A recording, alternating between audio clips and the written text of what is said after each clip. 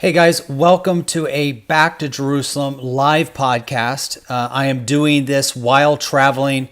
I am traveling right now inside of Sweden, but I'm really excited to do these Saturday morning podcasts. So I do everything that I can to make sure that we are able to connect together. We have been doing this for a while on YouTube. I've been thinking about doing this live on Facebook. I think that we have a lot more people that are engaging us on a regular basis, but we are so excited and happy for everybody that comes on and joins us from around the world, unlike Facebook. So if I do this Facebook live, I'm able to see people that are viewing this live and sometimes able to see the different areas where they are. On YouTube, that's not the case. When we do this YouTube live, I can see that people are watching, but I can't see where you're watching from. So you can feel free, write in the comments, let me know where you're listening from. That always makes us excited because we know that people are listening to the Back to Jerusalem podcast from around the world. Now, when I've been doing this in the past, I don't often have the camera on. This time I'm having the camera on just because I would like to be able to speak directly to the audience as I give an update about what is happening in Beirut with the Back to Jerusalem aid. Now, many of you that are listening to this are probably listening to the podcast that you downloaded live or downloaded off our website and are probably not watching this live. So if you have downloaded this from our Back to Jerusalem website, just know every Saturday morning, 10 a.m. Eastern Standard Time, you can go to backtojerusalem.com/live. backtojerusalem.com/live. There you will find our Back to Jerusalem podcast. I see that we're getting more people that are jumping on and joining us for the podcast live. Feel free to write in, let us know where you're listening from, and also know that you can call us as well. We would love to hear from you. We would love to chat together with you. We have one person, hey, from Brazil. So glad that you guys are listening from Brazil. We have just started to work with our partners there to put the Back to Jerusalem website in the Portuguese language. The last time that we had a tour there together with Brother Yun was super exciting because we had so many supporters and partners, prayer partners from all over the nation that came into the meetings. And those meetings were exciting. And I felt that there's something happening here in Brazil. And it wasn't just because we have our friends coming in Brazil and joining us, but because it seems that on the mission field, I'm seeing more and more people from Brazil. Brazil is starting to send out more and more missionaries. And that to me is exciting. My good friend Tim from Poland, he has just signed on. Hello, brother. Great to see you on here. Thanks for joining us again. And for those of you that are downloading this podcast from our website, again, you can watch us live every Saturday at backtojerusalem.com/live. That's where you'll be able to find us. And at any time you can call in. We would love to hear from you. Our number is 1-703-348-7756. And if you have any questions, if you have concerns, if you have complaints, we love to hear from you, even if you don't agree. I don't think we have posted the podcast yet. I'm not sure. I'll have to go back and look. But when we started Ding Dash, there was a brother from South Africa, great guy, but he felt that our Ding Dash website was not good because it targeted only Christians, and Christians should be out there in the world and sharing the gospel. So he didn't really understand the reason why we started Ding Dash. But we started dingdash.com for those believers that are living in closed countries that do not have access to regular social media. So for instance, if I travel to Saudi Arabia, if I travel to China, if I travel to Iran, I can't sign on to YouTube, Facebook, Twitter. I have, unless I have a VPN, I'm not able to get access to those social media sites, which means that I am completely isolated from a lot of Christians that put materials and messages, especially during this time, right, during the coronavirus. People really rely on connecting with one another through the internet. And that's why we developed dingdash.com. But Dingdash has been evolving not just for those that are living in closed countries, but many Christians are finding, you know what, I don't like the way that social media like Instagram or Twitter or YouTube or Facebook are cutting out a lot of voices from the Christian perspective. I don't like the fact that my information is being sold by these huge corporations. I don't like the fact that these companies can share my information with governments. Just got another greetings from Moravian Falls. I love you guys in Moravian Falls. I mean, I just saw a video of George, my good buddy George Perot. If you're listening to this, George, thank you so much. Big shout out to you for advertising our Back to Jerusalem Smuggler's hat. If you haven't seen this before, we just came out with this and we now have it on our website. It is we call it a smuggler's hat, but it's got secret pockets here in the side, on the inside of it, so you can put in your ID card, your credit cards, or whatever. So let's say you're going out for a run, a jog, you're maybe wearing swimming clothing, and you don't have pockets for carrying your money or your ID or your room card from your hotel or whatever. Well, that's where the Back to Jerusalem Smuggler's hat comes into play. So, and we got another person joining us from Pennsylvania. So thank you for joining us from Pennsylvania. We're really excited. Right now, we do not have this podcast live streaming on Dingdash. We are working on that. But that is something that if anybody listening to this podcast is like, hey, that's what I do, we would love to have you contact us. We need volunteers. We need individuals that are willing to join together with Back to Jerusalem and help us develop Dingdash. Here's one of the big things that makes Dingdash different than all of the other social media sites out there, beside the fact that it was started by Christians. Beside the fact that it was started for persecuted Christians, one of the things that makes Dingdash extremely special is that it's all developed by volunteers. What that means is that we're not trying to raise money. We're not using the website or selling advertising space to companies. We're not taking your information and selling it so that other companies can use your data to market you. We're not taking your information and sharing it with governments. We don't need to. Everything is owned and operated on Dingdash. Everything is owned and operated by Back to Jerusalem. So you can be 100% certain that we are not going to share your information, store your information, or sell your information. That is our main focus on Dingdash. But every feature that we add, everything that we do, takes volunteers. So if you are someone that is volunteering, or let's say that you work for a IT company, let's say that you know how to write code. If you have that, we would love to have you come and join us in the ministry. We definitely need your help. So Dingdash is something that we want to be able to have a platform for streaming in the future. We're not there yet, but think about this. Think about if you sign on to Dingdash and you're like, I like it, but it's so much different than Facebook. It may not be as user friendly, or I don't know. Just give it time. Give it time, because we're getting better with it every day. Now, one of the hardest challenges about switching over from Facebook to Dingdash is that you're not going to have a lot of your friends, you're not going to have a lot of your family members on there yet. But we're getting people signing up. Right now, we have a new sign up for about one every hour, which doesn't sound like a lot, but it's a lot for us. And that makes us super excited, because this is independence. This is breaking away from a corporation that is trying to stifle free speech, a corporation that's trying to close in and force feed you with propaganda.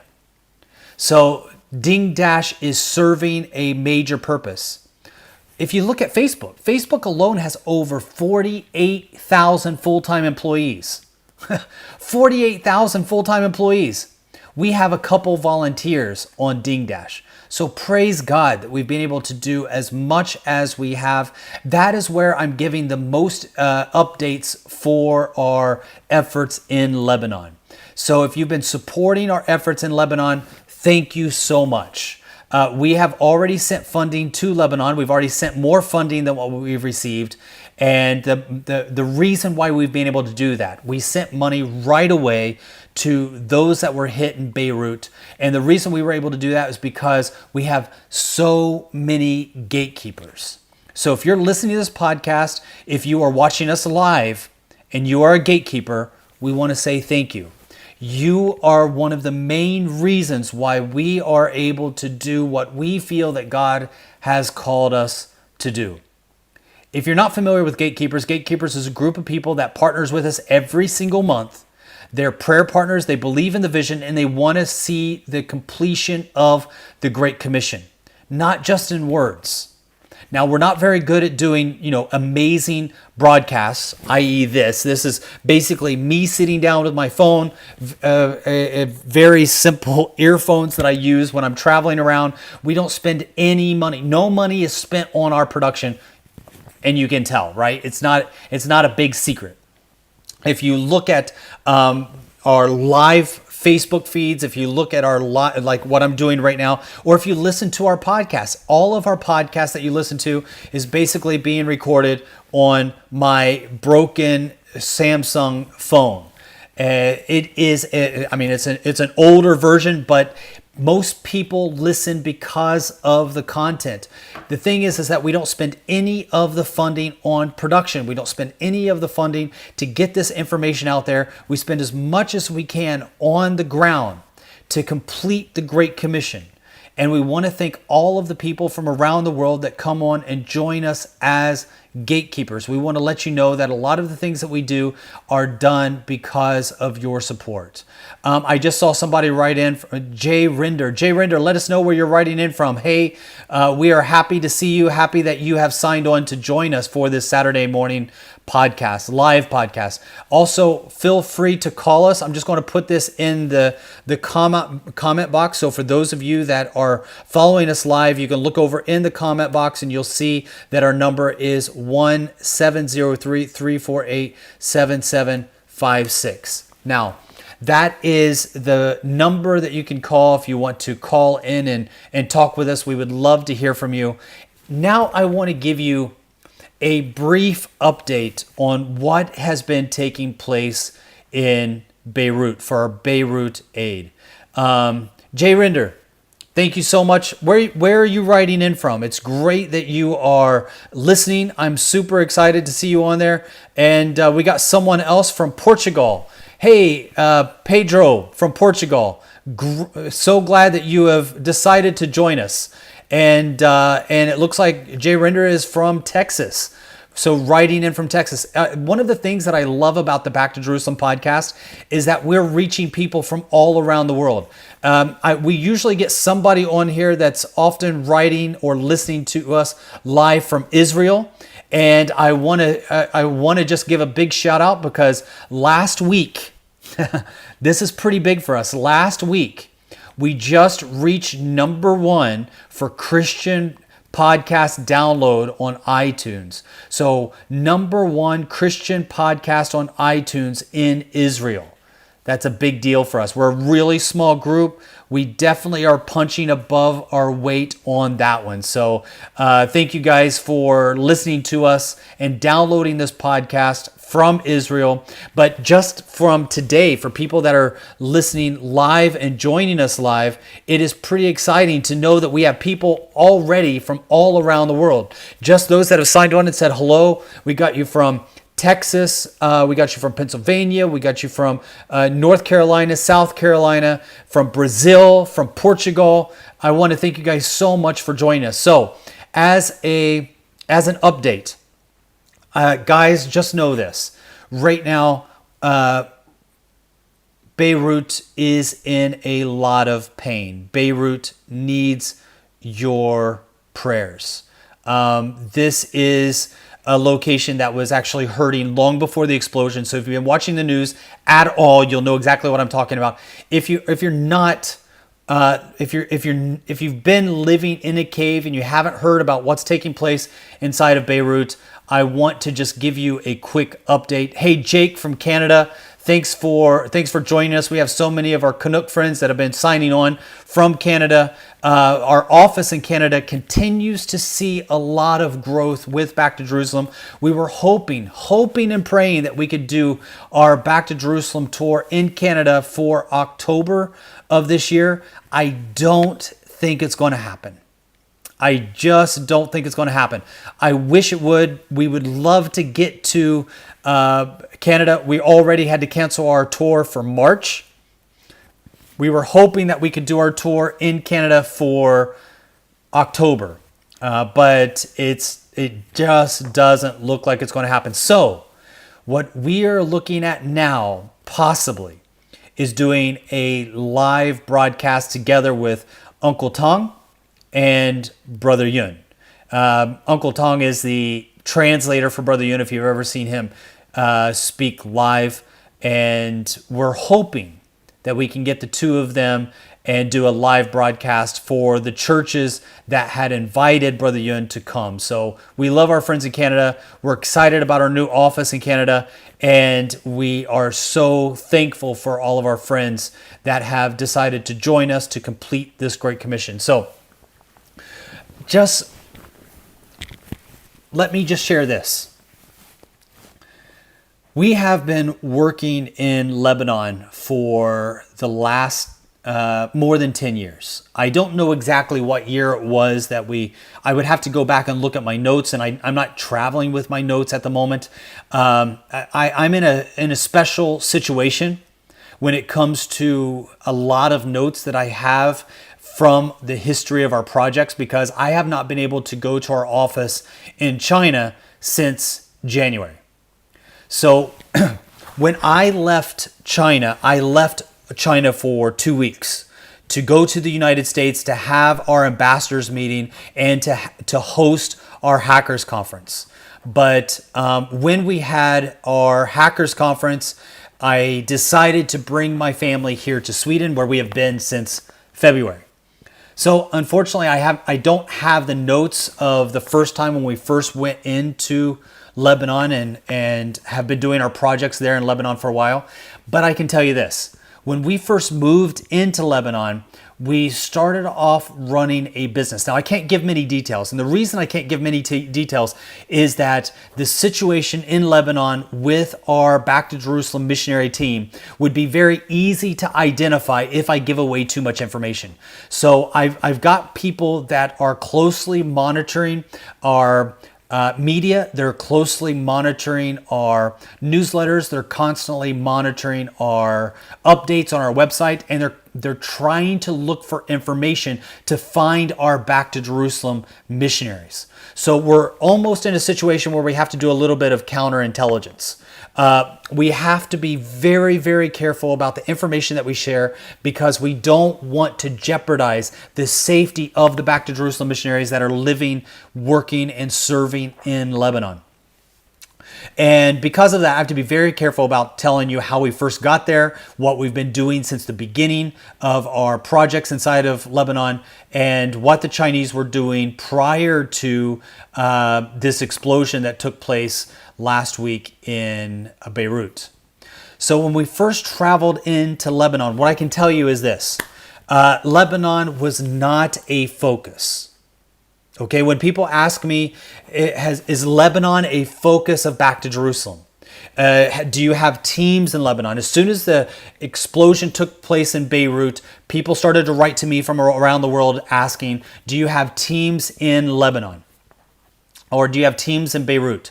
I had to be very careful about how I answered that. The reason is because I did not want to give away too much information about our teams there. We work in places like North Korea. We work in places like Iran. We work in places where it's very easy to identify what we are doing. One of the places where we have a little bit more freedom is Lebanon. But because of the nature of our work in Lebanon, it would be very easy if I share too much information for individuals to take that information and quickly identify the Back to Jerusalem teams in Lebanon. What I can tell you is this. When we started, which I think was about 10 years ago, around that time frame, we started a business. And when we started this business, we realized that there was a need for a humanitarian effort using this business. So we started already working with the people in Lebanon, doing humanitarian work and serving in a humanitarian way. At the end of last year, beginning of this year, I started getting information from the teams in Lebanon that things are hurting. And I mean, we've been getting that from everywhere, right? I mean, where are people not feeling the pain of this dilemma, this pandemic that is hitting everywhere across the world? I mean, it doesn't matter whether you're in China, it doesn't matter whether you're in Lebanon, it doesn't matter whether you are in Iran, Sweden, England, America, Canada. Everybody is feeling the pain from the coronavirus. I mean, businesses that were hurting already they've probably already shut their doors because they haven't been able to keep business going under the current conditions in a lot of nations. And a lot of nations that have gone on complete lockdown, which I'm not in one of those nations, and I thank God for that. I'm actually in Sweden right now. And one of the reasons I chose to be in Sweden is because Sweden had some of the most agreeable laws according to my understanding of what was taking place. So here we don't have to wear a mask.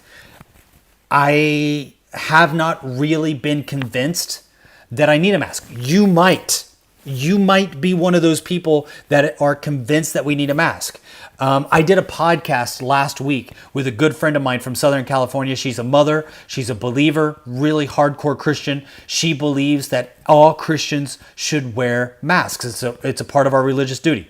I did the podcast together with her because I didn't agree with her. But believe it or not, you can still disagree and both be Christians. We live in a cancel culture right now where so many people want to cancel out your voice if you don't say what they agree. And it's very difficult to meet some of the purity tests that are being imposed on believers across the spectrum. You have to meet all of these different purity tests. And if you don't do exactly as certain people think that you should, then you're no longer considered to be a Christian. Well, I believe for me, okay, not everybody's going to agree with this, but I don't really see a need for masks. I've been taking my cues from the main doctors here in Sweden as well as in Scandinavia, in Northern Europe, and most studies have shown that they don't do anything.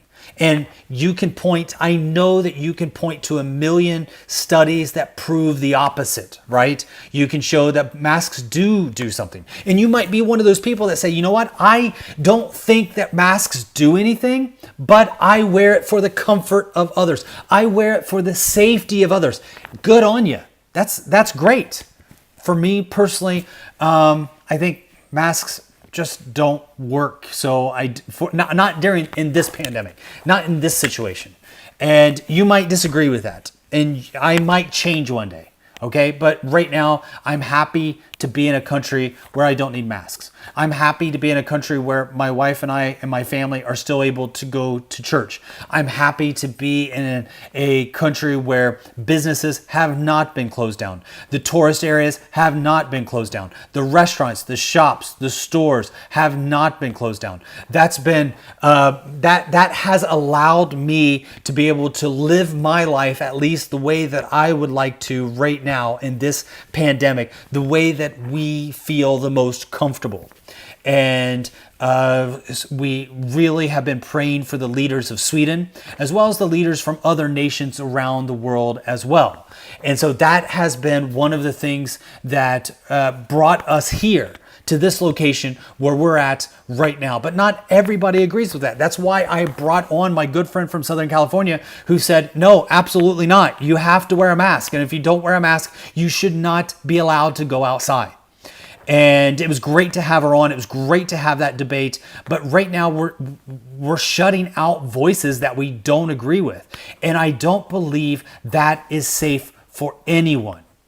I don't believe it's healthy for a Christian life to shut out voices that you don't agree with. That's another reason why we started Ding Dash. We don't agree with these big corporations that are shutting out voices. By the way, we're one of those voices that are being shut down. Back to Jerusalem is one of those voices that is being shut down by social media giants.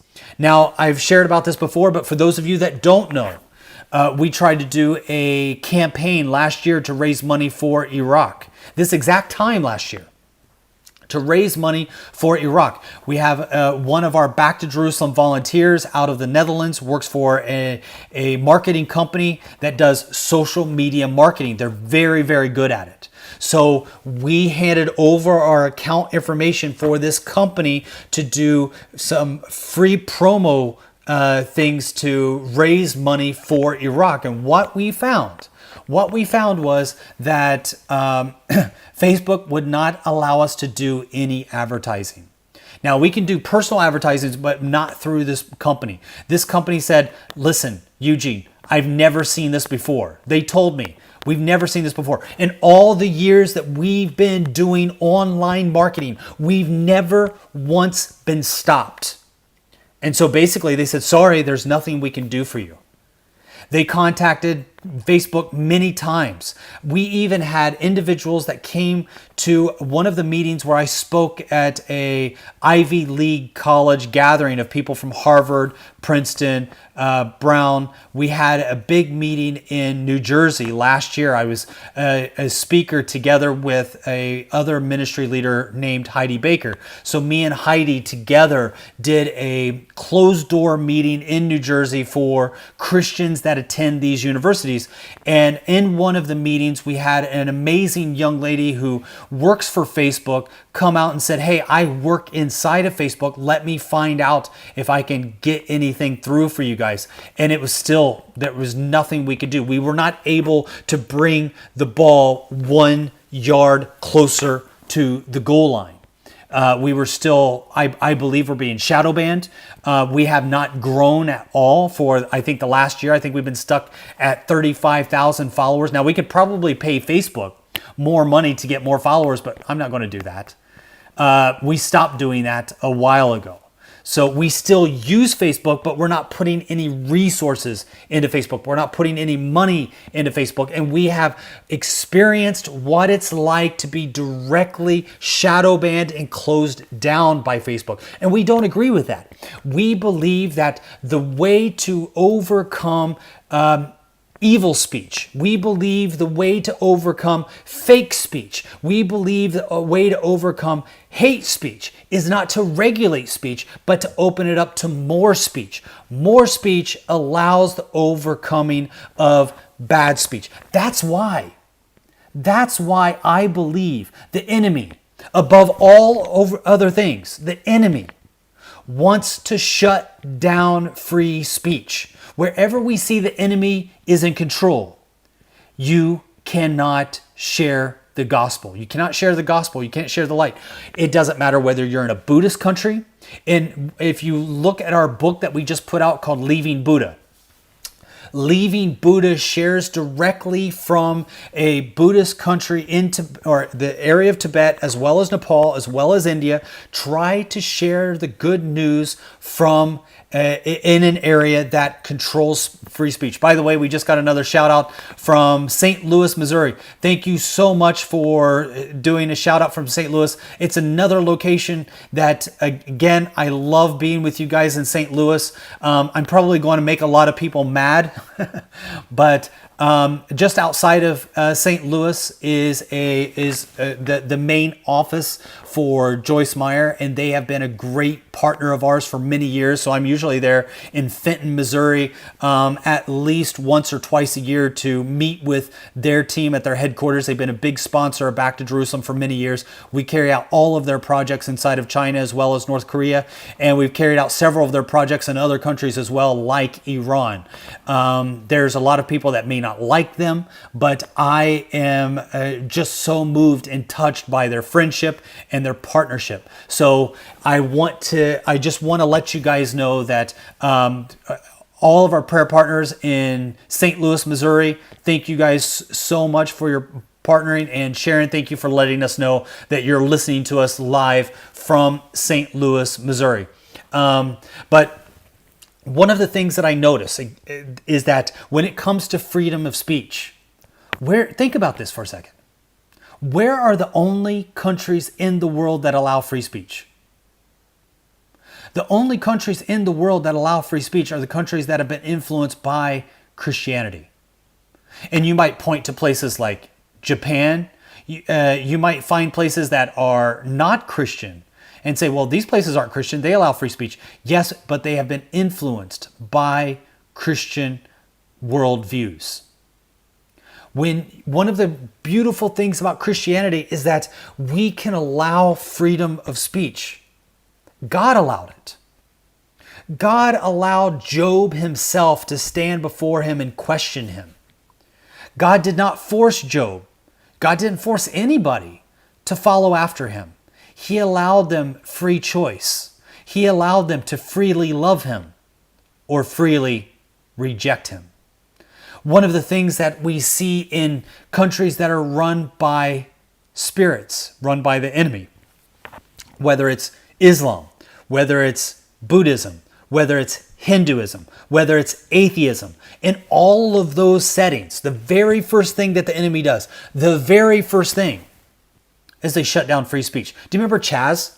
For those of you that are not familiar with Chaz, Chaz is the Capitol Hill Autonomous Zone that the protesters in the United States that are pro-Marxist wanted to set up. So many of these Marxist groups went and set up this autonomous zone in Portland, Oregon.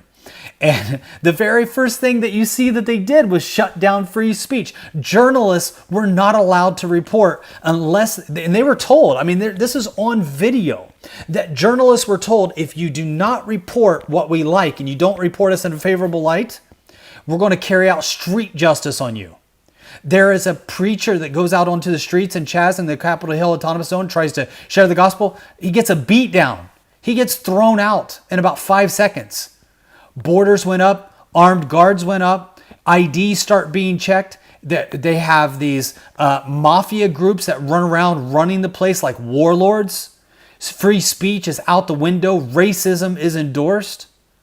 These are all the elements of what we see in every nation and setting where the enemy begins to take control. A lot of people will try to tell you that more education will equal more understanding, more freedom of speech, more intellectual kind of engagement, and it's all crap. It's absolute bullocks. Because the only time that we see real freedom for humans, the only time that we see real justice, the only time that we see real openness is when Christians bring freedom. Because where the Spirit of the Lord is, there is liberty. There's liberty. And that's what brings me to the pain of talking about what happened in Beirut. Because when people ask me, are you working in Lebanon? The reason why it took me this circle before I said, yes, we are, is because Lebanon should not be a focused country for us. Yes, we're called back to Jerusalem. Yes, we focus on the 1040 window. Yeah, I mean, that's why I have this symbol on the hat. For those of you that are listening to this podcast, not watching this podcast, I'm pointing at the logo on the Back to Jerusalem hat. This logo is the word that we have in Chinese called hui, to return. What you have is this outer square, right? For those of you that can see the logo, there's this outer square. That square means a wall, a border, like the border for a country, like the border for a garden.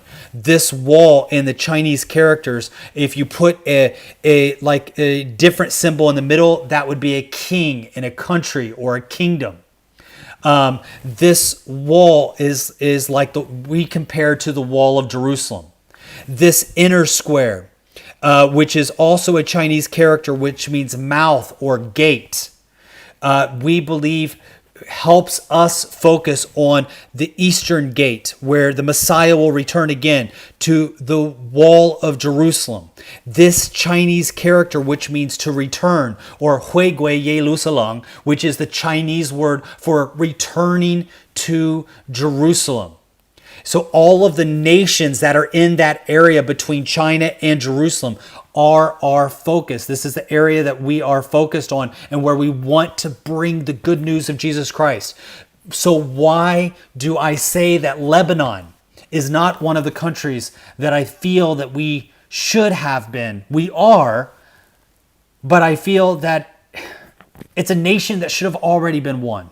It's a nation that should have already been evangelized. It's a nation that should have already been exposed. Our main focus for this returning back to Jerusalem is to focus on the areas that have never heard the good news of Jesus Christ even one time. Lebanon, if you know the history of it, it was an area that was run by the Ottoman Empire for years. It is kind of this last bastion, this last holdout of Christians, mainly made up of one group of Christians that is very closely related to the Syrians. There's a group that is following after the Moroni, this group that follows a saint in the Eastern Orthodox Church or the Syrianic Church that was a missionary or a monk in Syria. And a lot of the Christians that were persecuted under the Ottoman Empire went into that area. And after the Ottoman Empire fell after World War I, the French came in and kind of started to control this area and began to help build up and give freedom to those Christians. After World War II, this area gained independence. And it was one of the areas that was kind of drawn out by the French to be a region free for Christians. So it was a country that was a majority of Christians. And so it was kind of implied in the Constitution that the president, the prime minister would always be a Christian, and from a certain group of Christians from the nation. The problem, however, is that as all the other Muslim nations around this one tiny slither, if you look at Lebanon's this little bitty beach carve out just on the northern border of Israel. It's a small little country, I think smaller than the state of New Jersey, and not a very large population, but their population being run by Christians started to boom right away. I mean, they had the best schools, they had the best universities, they had the best economy, they had the best science, they had freedom galore. People were just flocking to Beirut. Beirut was considered to be the Paris of the Middle East. That was a vacation spot. People started going there really. It was Dubai before there was a Dubai. And it also became well known for their banking. And so you had all of these investors going into Lebanon, and in the 1960s after World War I and investing their money there because it was a safe place, and the Christians were able to bring about freedom of speech, freedom of thought, freedom of religion. It was one of the few countries in the world, and still might be one of the few countries in the world, that has Christians and Muslims living and working together side by side. They were allowed to have both holidays, so they had Christian holidays besides Muslim holidays. It was a great setup. Not everything was perfect. I don't want to paint just a rosy, peachy picture of Lebanon, but it was a lot better than what it is today. So what happened was this Christian country, Lebanon, the only one in the Middle East, by the way, it was this little bitty blip on a screen, like the size. If you look at the map of the Middle East, you got this massive geographical land and all of these people, the majority of the population, overwhelmingly Muslim, and just this little bitty area cut off for Christians. This little bitty Christian area, about the size of the little bitty Jewish area. It's not very big, very, very small. But when the refugees that were running from war, looking for economic opportunity, wanted to escape danger, wanting to get out of war zones, wanting to get out of oppressive areas, wanting to get away from tyrants, wanting to get into an area where they could have freedom for their economy, for their family, wanting to get into an area where they could preach the gospel or listen to the gospel if they wanted to freely, if they wanted to go into an area where they could express themselves freely, they had to go to Lebanon. They couldn't get that in any of the Muslim nations, so they had to go to Lebanon. So the refugees went to Lebanon, and when they got to Lebanon, and there were other countries that were developing like that quite as well. I mean, we started seeing the same in Afghanistan. It started to develop in the 1960s. We started to see the same in Iran before the fall of Shah to the Ayatollah. But what we saw in Lebanon was beautiful. It was a success story. But then the refugees started to pour in. And where were the refugees coming from? Muslim nations, war-torn areas. Many of the refugees were Palestinian, coming in from the Syrian and Egyptian and Iraqi fights when they were attacking Israel. When Israel was fighting for its independence, a lot of the Palestinians that were fleeing, they went from northern Israel into southern Lebanon. And you're talking about, I think today it's something like 500,000 refugees still live in Lebanon. They live in refugee camps. A lot of the focus when it comes to the refugees, right? The Palestinian refugees, all of the focus is where? All of the focus is on Israel. And it looks like a bad guy. Now, I know a lot of you are like, okay, just get to the updates. I don't want to hear all of this historical background. Eugene, you share way too much history. The reason why I can't tell you what's happening until you understand at least a little bit of Lebanon is because it doesn't make sense. If I just start throwing out information, you might have questions like, why is it this way? Why is it that way? Why is it this way? I want to tell you why it is the way it is. One of the things that you don't hear is that when the Palestinians fled into Syria, when the Palestinians fled into Jordan, when the Palestinians fled into Lebanon, they weren't given citizenship. They still aren't given citizenship. They're not given land. They're not given freedoms. They're not given equality. You can't be given an ID card, a passport, citizenship. You can't vote in Lebanon. You can't even take office in Lebanon or hold any position of power if you're Palestinian. So the Israeli Jewish nation of Israel does pretty good in that way. But the Muslims started coming in and said, hey, the government doesn't rightly represent us. We are the majority. We need to be ruling over the Christians, not the Christians over the Muslims. Because as the refugees came in, the balance began to shift. And it went from being a majority Christian nation to a majority Muslim nation overnight. And the Muslims didn't want to give the freedom to the Christians that the Christians had been given prior to the refugees arriving. Now, this is a simplistic look. And there's a lot of information and details that I'm missing here on purpose to be able to give you a quick, down and dirty look at this. And that started a civil war in the 1970s. And it didn't end until 1990. So there was this civil war. I know a little bit about civil war because I'm a former U.S. Marine, right? We saw the the Marine barracks that was bombed there in 1983, right? It was the embassy in Beirut was just bombed.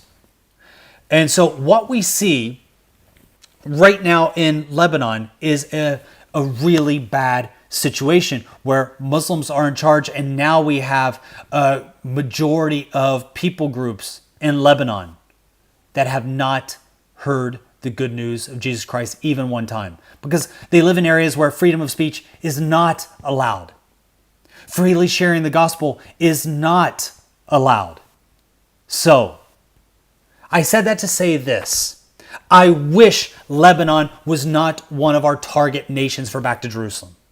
I wish Lebanon was a nation that we could say, it's already Christian. It's an area that we know that everybody there has heard the gospel at least once. Now we can go and focus our sights on the regions that have not heard the good news of Jesus Christ so that we can fulfill the message of Matthew 24:14. But that's not the case. Unfortunately, Lebanon is a nation that we desperately need to reach. And Lebanon's been in a bad situation. Our friends have been writing to us and telling us, hey, people are starving here. The situation's dire. So that takes us to where we're at now. There's been a lot of attention focused on Lebanon because of the big explosion that took place a few days ago in Beirut. What happened was an explosion that brought the country to a critical level, and urgent help is needed. This is something that we have been focused on helping since about 40 hours after the explosion. There's a lot of people that have been that were writing to me saying, hey, what are we doing to help the individuals in Beirut that have been hit by the explosion? My response was, we're on standby. We're trying to decipher the information. We're learning as information is coming in. We don't want to jump to conclusions. We want to be able to see what's actually happening before we dive in and start to provide help, because our idea of help in the first hour may not be what's necessarily understood to be needed after 40 hours. So what we see on what we have heard from our friends after that 40 hours is that, yeah, there is help needed in this region. We need to be able to provide food, cooking items, just emergency items that you would need during really any disaster. By the way, just got a note in from a brother by the name of Jonathan Newman. He said, please pray for my wife to be saved by Jesus. Brother Jonathan, we are praying together with you. Thanks for sending that over to us for this prayer request. I'll send that on to our Chinese teams. We'll make sure that inside of China with the underground house churches, we will also be making note of that prayer and praying for you. But just to give you an update on the situation right now in Beirut, the latest that I heard is about 157 people have been found dead in Beirut. More than 5,000 have been injured. Hundreds are missing. So expect that number to continue to climb. Dogs have been brought in by teams to be able to help search through the rubble to find those that are trapped underneath. Beirut city governor came out the other day. He said that about 300,000 people have lost their lives, or lost their homes, lost their livelihood. He fought back tears when he was on camera crying, begging people to stand together with him because people don't have food, they don't have water, they don't have shelter.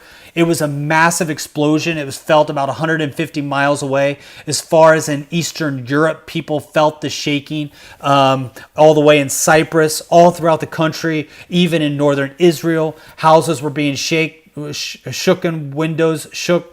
Some windows even exploded. Now, people ask me, and we've even heard people saying that Do you think that this was a missile attack? Do you think that this was a planned explosion? This looks like it was coordinated with other explosions that took place in North Korea, Iraq, Syria, other places around the world. Do you think that this was planned? Do you think that this had to do with the Mossad? Do you think that this had to do with an attack? Do you think that this was a missile attack? Let me tell you what I think. Now, know this. I am not an expert when it comes to explosives, but I do know a few things. I was trained in the military with explosives, both with homemade explosives. I did call for fire for explosive for long range fire, both from ship to shore, from air to shore, from shore to shore. I did call for fire and learned many different things about military explosives. I worked a lot with C4. Especially when I was on both of my tours of duty in the Persian Gulf. I used a lot of C4, was trained with C4 in my special operations group. I also used, in my small team, we only had about 10 people in my sniper platoon. Everybody had to have their own kind of focus. My two focuses that I trained our platoon members on was hand-to-hand combat and homemade explosives. So I was trained in homemade explosives. So I do have some background in homemade explosives. And I can tell you this, from what I have seen, from all of the markers that I have looked at, and all of the markers that I have seen are basically what's out there in the stratosphere, right? Anything that you have access to, I probably have access to. Everything that I have access to, you have access to. I have no secret information. I have no back door. I have no guy on the ground. I have people on the ground telling me information, but no inside CIA agent. I have no Mossad agent telling me, what's, basically taking place. But I believe that the official story, at least at this point that I'm sharing with you, I believe that the official story of the explosion of ammonium nitrate that is used for both fertilizer as well as an explosive exploding to be legitimate. I believe that to be true. The reason why is because there was a guy by the name of Mesen Mefta. He was one of the guys that was on the ground. He's Lebanese. He was filming the fires as they were taking place on the ground at the port. And if you look at those videos, and I watched a couple of videos at the time, that everything looked consistent with an explosion that happens from ammonium nitrate. I know that there are a lot of people that are looking at the videos and saying, hey, look, this looks like a missile came in. The president himself is asking for intel agencies around the world to give them satellite footage from the time of the explosion to see if there was any drones or any aircraft in the air over Beirut during the time of the explosion, because I think that the government of Beirut is desperately wanting to move the ball away from their sphere of responsibility. I think because this is an embarrassing event that took place under the current watch. It's already a mismanaged government, right? It's already the problem with the government is really bad. Let me tell you why I believe the official story. The official story goes like this, that there was a ship, a Moldovan ship, that was called the Rosas in 2013 that was traveling from Georgia to Mozambique. And they were loaded to the gills with ammonium nitrate. They also had weapon systems on board, as far as I understand, and their load was so big, so large, that it was damaging the sea structure. So the ability of that structure to be seaworthy was being compromised because of the size of the load. And the information that I'm sharing with you, everybody has access to. You can go to, it's called shiparrested.com. Shiparrested.com is a website that you can get information from that has to do when ships have disputes with port authorities. You can find it there. These are ship-related legal cases. There was a guy by the name of Boris Bakasha. I watched him in an interview. They just did an interview with him this week. He lives in Sochi, Russia. He was the captain of the Rosus in 2013. And from what I understand, he was taking this shipment, this cargo of ammonium nitrate from Georgia to Mozambique. Right? And because of the compromised seaworthiness of his craft, he had to pull in and make an emergency stop in Beirut because he was having problems with his ship. Now, there's a lot of people that said, well, he had weapons. He was trying to get those to the Hamas inside of Lebanon. Could be. I don't know. But I can tell you this. He had a lot of ammonium nitrate on that ship. And what happened is that ammonium nitrate was not legally supposed to be in Beirut. And anybody, I've been through this so many times, anybody who's ever dealt with customs agents in the Middle East know that it is a nightmare full of bribes and bureaucracy. Nothing ever gets done. It is a living nightmare. I would rather pull out my eyeball with a spoon than go through some of the bureaucracy that I've experienced in my lifetime in the Middle East when trying to bring goods through customs. In fact, the captain of the ship is said to have gotten so aggravated that he walked away from the whole payload and the ship and said, you know what, forget it. Take it.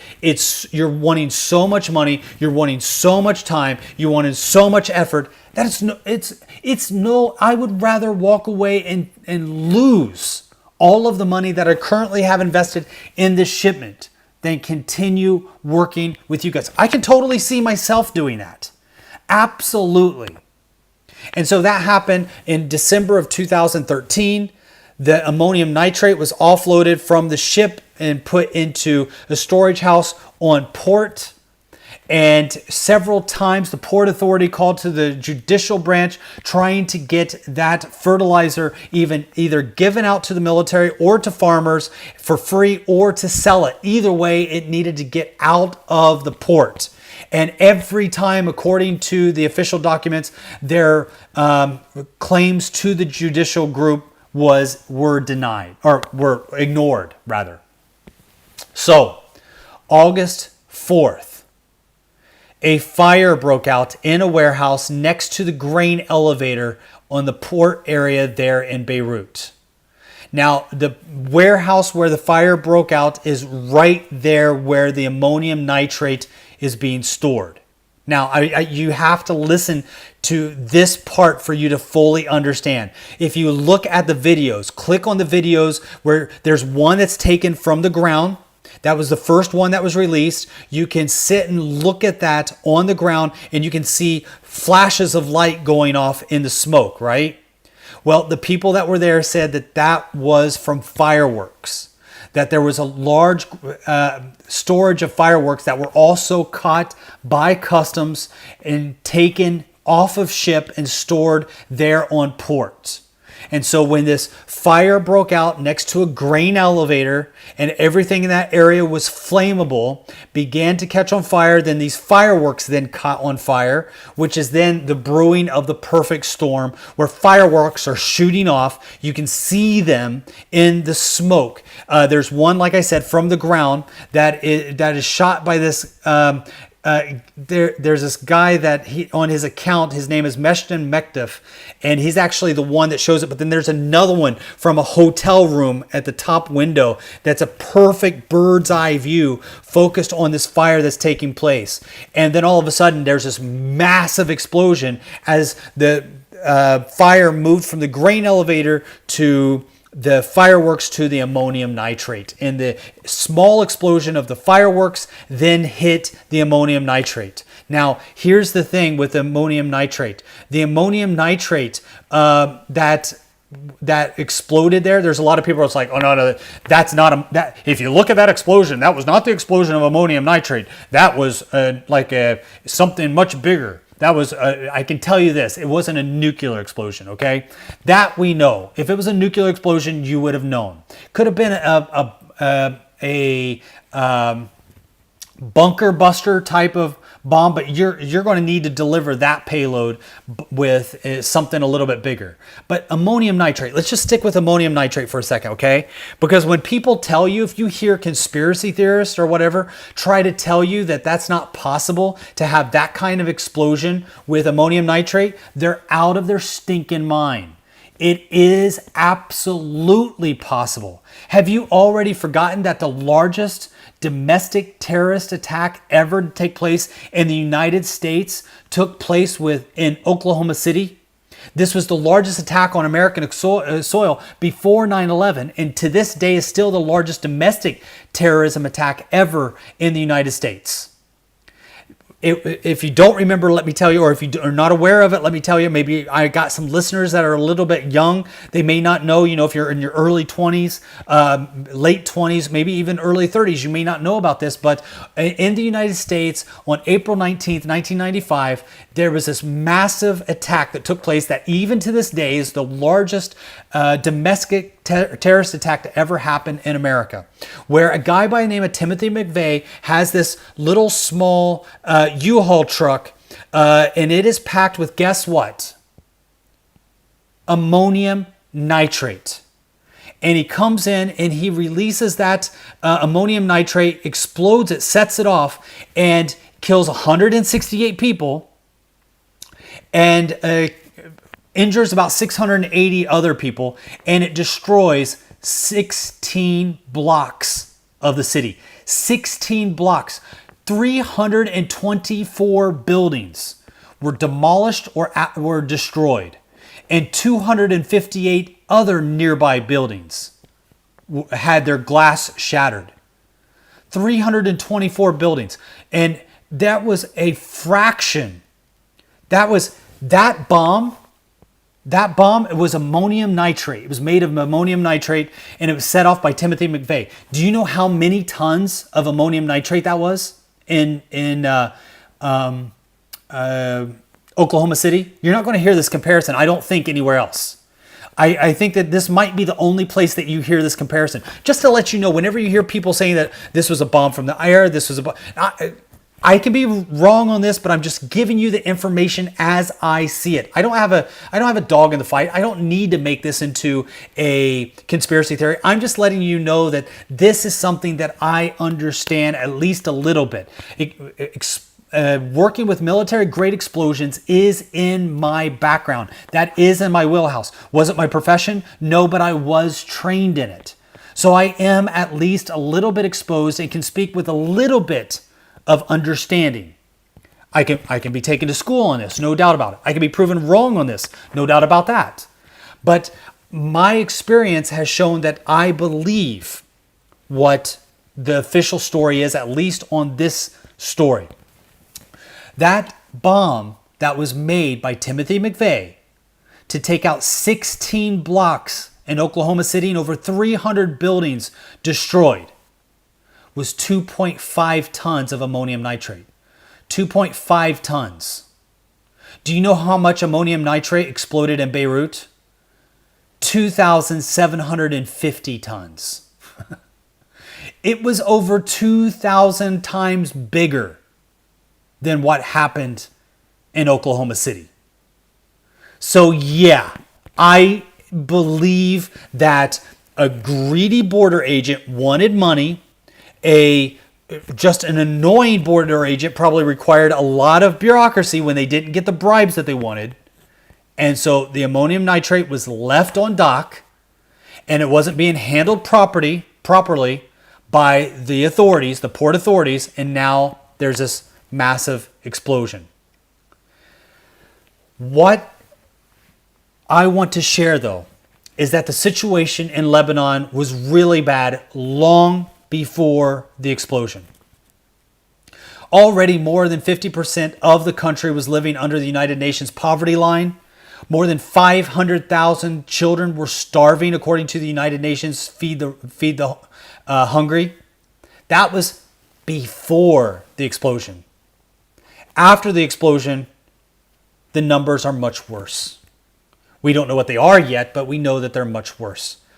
It was already estimated that there was going to be more than 75%. So 3 out of every 4 people in Lebanon were thought to be living under the United Nations human poverty line by the end of 2020. That was before the explosion. Now, after the explosion, the situation will be even worse. Somebody just wrote and said, So it was on a ship. No, the explosion was not on a ship. Basically, the ship that was brought in, the Rosa, was brought in 2013. That was 6 years ago. The ammonium nitrate, which was the cargo, was offloaded from the ship in 2013. And it was sitting in a warehouse on the docks. And that's where the fire broke out. The fire broke out next to a grain elevator on the docks. The grain elevator was attached to another warehouse where somebody probably had their fireworks confiscated. And those fireworks provided the explosion needed to ignite the ammonium nitrate. The ammonium nitrate was probably already a bit unstable by sitting on the docks, in the warehouses on the docks in Beirut for 6 years. In the heat, they're probably not temperature controlled. Beirut's a hot place, by the way. I mean, it is stinking hot. You're talking about the desert. If you're in Europe, it's probably 50 degrees. If you are American, probably 130, 140 degrees. Depending if you're using Celsius or Fahrenheit. It is hot in Beirut. And so you already got this explosive material. It's getting old. It's breaking down. It's not as stable. It's sitting in these hot environments. And now you add the heat of a massive fire that's taking place and the ignition of smaller explosions with fireworks. It was a perfect storm. In fact, what we're seeing here right now where I'm at in Sweden, what we are seeing is the port authorities are now going and checking and making sure that because ammonium nitrate is a very common fertilizer. Farmers use it for fertilizing their fields. So Sweden is going through and making sure that ammonium nitrate here in this country is not being stored in an unsafe way so that we don't see the same thing happen here as we saw just take place in Beirut. But in Lebanon, we had already been getting information from our Chinese partners that the situation was not safe in Lebanon. Now, what we have seen in Lebanon is an amazing, I don't want to use the word miracle, but it is miraculous, okay? What we have seen inside of Lebanon has been amazing and special. And this is the reason why working in Lebanon right now it's a very special kind of situation. We cannot send, so when you donate money for this effort, which you can do right now online if you go to backtojerusalem.com and you hit the donate button. There we have a humanitarian disaster relief. You can push that button to be able to donate to this. We desperately need those donations. 100% of everything you donate to that humanitarian effort goes right now, 100% goes to Lebanon. That you can be rest assured. But most organizations find it very difficult, at least right now, to donate in Lebanon and do work in Lebanon, because if you send money from your account, whether you're in Europe, whether you're in America, whether you're in Asia, if you're in Singapore, Hong Kong, America, England, and you send money, you wire transfer money to Beirut, it's going to flag your account. You can actually have a lot of challenges with banking in the future if you send money to Beirut. And for some banks, it's actually not allowed. So here we have different laws that prevent it. So how do we get money into Lebanon? The amazing thing is that China has been doing big trade deals together with Lebanon just in the last couple of months. And it's a part of the One Belt, One Road program. If you're not familiar with the One Belt, One Road program, it's this investment where China is taking money and putting it into these Middle Eastern countries to build up the economic development between and trade between the two countries. I'm going to turn on a light. It's getting dark. See if that helps at all. One of the things that we are seeing is that these big companies and corporations are now moving into Beirut and carrying out these big projects. So there's this highway that is being built from Damascus to Beirut. There are communications that are being set in place by the Chinese. There are different trading mechanisms that are being put in place by the Chinese. And what that is doing is that is allowing Chinese companies to move in, and these Chinese companies, these expats, these businessmen are hearing about Back to Jerusalem for the very first time. And many of them said, I love what you guys are doing. I want to be a part. Is there any way we could help? And we said, yeah, there is. Can you help us transfer money using your resources from China into these other countries? And they said, yes. So this is allowing us to use the Chinese mechanism of bringing in funds, and it has been phenomenal. It has allowed money to be brought in from Back to Jerusalem into Lebanon without worrying about sending from banks in the West where we could be easily shut down. So this is a prayer answered. There are also a lot of Back to Jerusalem. There are a lot of, I was going to say Back to Jerusalem missionaries. There are a lot of these One Belt, One Road workers that have amazing connections to banks, government officials, business entrepreneurs that have clout and pull and legitimacy in Beirut and Lebanon that are able to help Back to Jerusalem missionaries as they hand out these care packages. That is a development that is taking place just in the last couple of days, and we thank God for that. Because of that, this was amazing. We were literally able to bring in donations from Western countries into Beirut in less than 30 hours. It's not possible to send a bank transfer from Hong Kong to Beijing in less than 30 hours in some cases. So this was an answer to prayer. So I want to thank you guys that have been praying for the efforts in Lebanon, been praying for the efforts in Beirut. So what the Chinese are doing right now, so for every dollar that you donate, what is taking place, how your money is being used at the moment, is that Back to Jerusalem missionaries are buying food, other things that are needed by families. So sanitation items, cooking items like oil, pans, different disinfectant items that are needed by families are being purchased and put into these care packages. And all of the care packages are different. So I can't tell you that we have these cookie cutter packages because the packages are being delivered house to house. So unlike other big operations where you have a distribution point and then people from the community come to the distribution point. So if you've ever been with us in Iraq before, for instance, in Iraq, what we'll do is we'll buy a bunch of the items that we know are needed generically.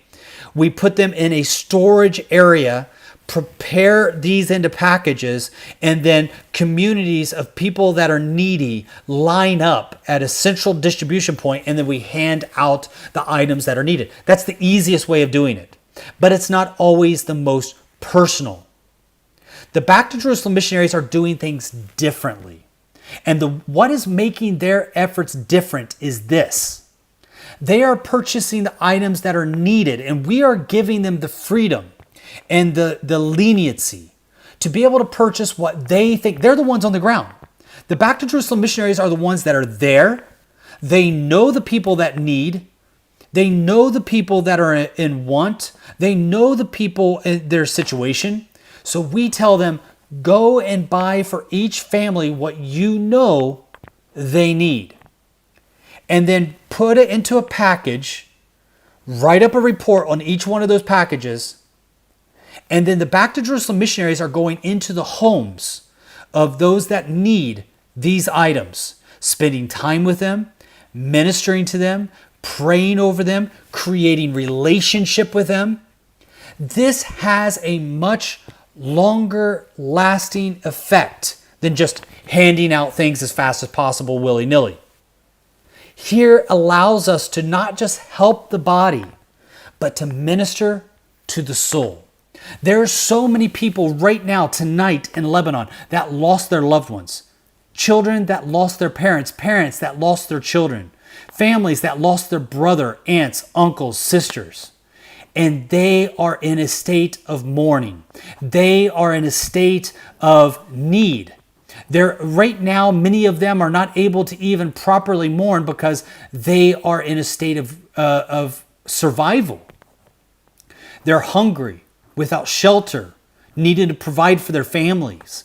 But once those provisions are met, then there's going to be grieving. And when there's grieving, there are going to be people that we're going to want to reach out to. And we want to be there with the love, truth, and comfort that only Jesus can give during that time. To show that there is hope.